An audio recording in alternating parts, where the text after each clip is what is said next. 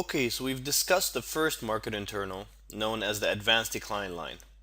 Now let's get into the second one, known as the NYSE tick. Now the NYSE tick, later on in the training, once we get into tactics, strategy and tactics, will have some uses for getting you into trades at good entry points, but it also allows you to see the health of a market during the day and lets you again look under the hood to see what the stocks that comprise the index are doing, in this case on a very short-term basis. So let's get into the chart and see what it's all about. Okay, here we are looking at a chart of the NYSE tick indicator. Now, if you haven't seen one of these charts, you're probably thinking, what the hell is this? And that's okay. It looks chaotic. It looks like something a doctor would be looking at a screen, gauging some patient's heartbeat. But once we explain what it's all about, it'll be much easier to understand. So let's do that. The NYSE tick measures the number of stocks in the New York Stock Exchange that are currently trading on an uptick minus the number of stocks trading on a downtick.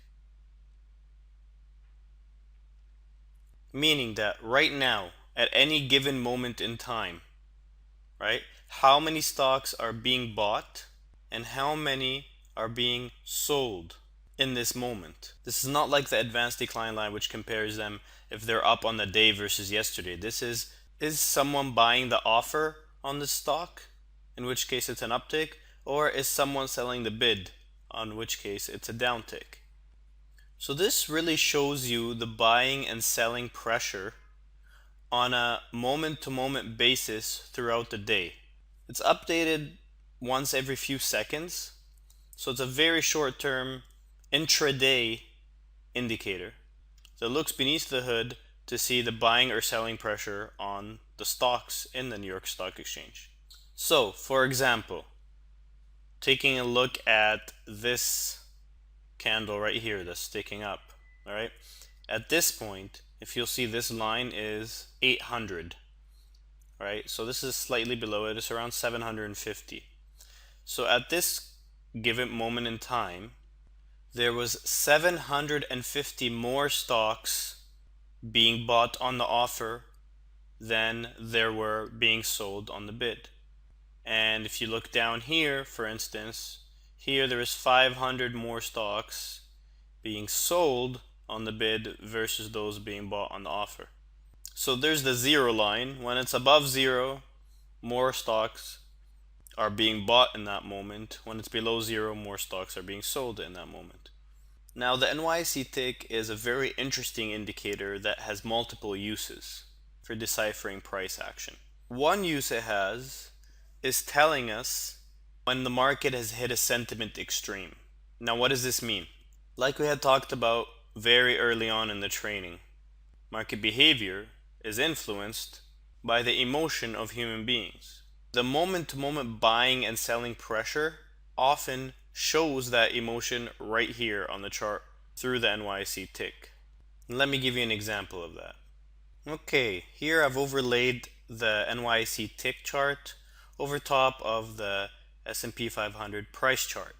And take a look at what was happening here. The market opened up on this day, drove up higher, and then had a big bar, just shot up and expanded higher very quickly. Now look at what was happening with the NYSE tick at the same time. It shot to over 1,000. At this point in time, over 1,000 stocks more were being bought than there were being sold. While this is a good thing overall, on a short-term basis, these often show signs of exhaustion.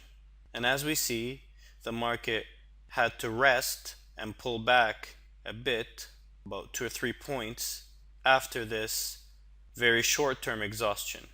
This is a point that was showing a sentiment extreme for this small time frame. It was showing a buying extreme. The market got a little too bullish too fast and had to rest right away after that. And then if you'll notice the other extremes, let's say here, right, when the market shot up again higher pretty quickly, hit an extreme in the tick, and then it pulled back, right? Here, there was a big shot up, extreme in the tick, and then pull back. Again, this does not mean that every time we hit an extreme in the tick, this is a great selling point. For instance, look at here. This was pretty much similar extreme, but we barely did anything. So this is not straightforward. It's not like that. Again, later, we are going to show you how to put it all in context, which is what really matters. But now I'm explaining the basics behind it. And so that's one of the basics, that it shows you sentiment extremes in the market. The other way to look at the NYSE tick is to look at the tilt or the slope of the tick above or below the zero line. All right? For instance, this is the zero line for this market day. If you look at it, tick is shifted overall above the zero line, mostly. Now, of course, there's a lot of times it goes below zero, but the question is, where does it spend the majority of its time, and where are the extremes? The deepest extreme here is minus 600, minus 700. Most of them stay above minus 400, right?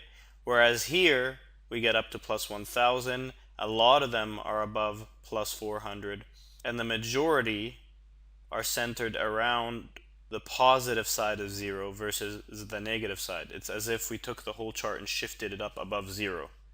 Just looking at this without even seeing a price chart should tell you that you're probably having some nice upward movement during the day. Now let's take a look at another day. For instance, this day. Now this day was completely range bound. It was a complete balance day. It did nothing. It was up and down, sideways the whole day within a very tiny 5-point range. Now let's take a look at the NYSE tick. You'll see that the NYSE tick was quite balanced above and below zero. It would have times where it stretched quite a bit below and times when it goes above. There is no real tilt or shift to it. And the other important thing is that there was very few extremes. There was only one minus 800 reading here at this one push down, and that's it. All the other ones are at most reach about plus 600, plus 700. Here it reaches minus 700, minus 500. So what that's showing is that there was never a time in this day, except for these very little instances, where one side or the other took control, where either the sellers took control momentarily or the buyers really took control.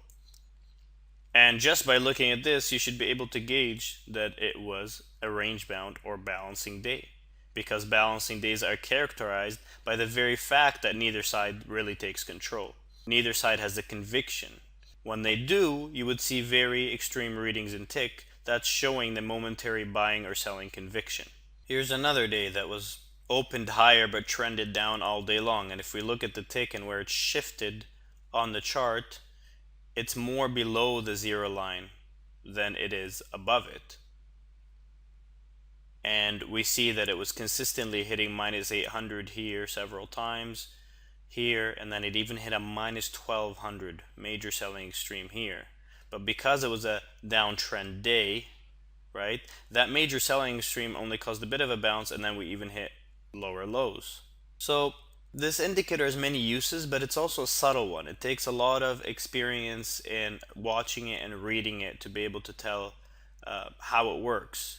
I can give you a few rules of thumb to help you better decipher it, to guide you in your learning process of understanding the tick. And of course, they all have to do with context. One of them, for instance, is that in range-bound market, in balancing markets, if we do hit a major extreme tick, that can often be the point where that move, that short-term move, ends, is no longer sustainable. Whereas the second maybe rule of thumb is that in trending markets, if the market has been trending, the extreme ticks only really confirm the directional conviction and maybe will cause just a temporary pause before price keeps going in that direction. Those are very broad, but they're helpful for helping you keep things in context. The day type will affect how you interpret the tick.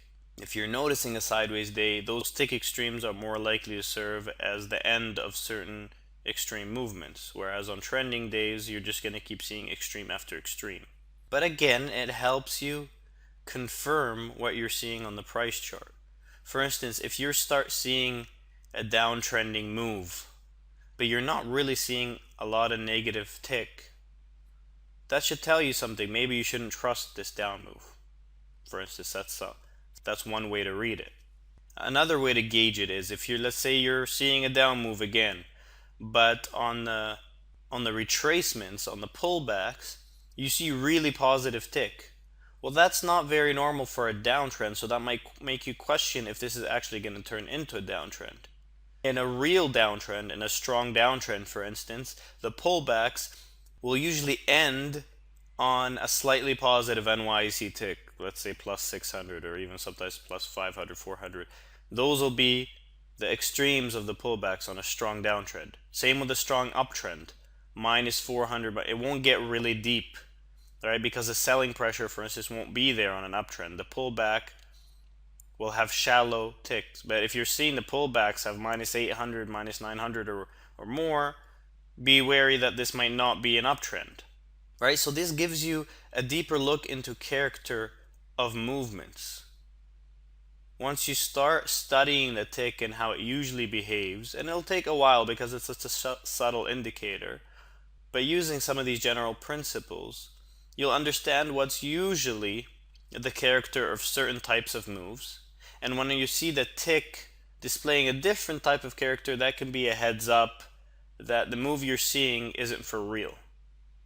I.e., let's say a downtrend might not be for real if every time we bounce we put in really positive ticks, but on the downside we're not really putting in negative ticks. That might be just a temporary down move that's going to reverse.